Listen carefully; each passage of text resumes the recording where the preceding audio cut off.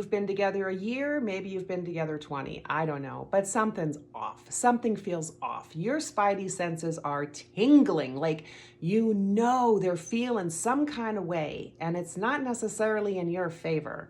You can feel them, you like emotionally backing up or completely leaving, but they're still showing up physically. And you're like, what the hell is going on? But you don't want to ask because the answer could be really painful and the answer could be really inconvenient because, well, now we live together or we're married.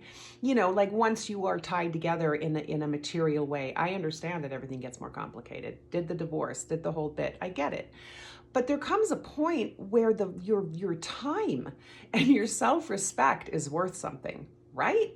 So my drum that I usually beat is that the person who is inching out should actually do the thing. They should speak the truth. They should tell the truth. They should honor the time of the other person by admitting, I'm kind of done. I've been done. I've been afraid to say anything, whatever it is. But they're going to just confess that you are wanting to move on is usually what I go on about. But on the other side of that is the person who can sense this.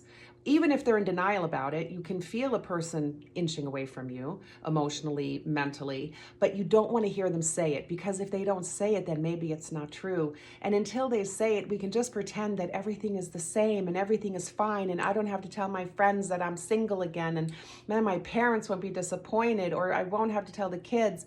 All the reasons that we stay with people are so crazy, but we forget that everything has an ending. Like difficult things end. And if you start this process and you just see it through, there's always an end to it. And at the end, everyone knows what's real and what's not real, and everyone can move on and live their authentic life and not pretend that they feel a way they don't feel. And again, it's a good example for our children. That's my other big thing.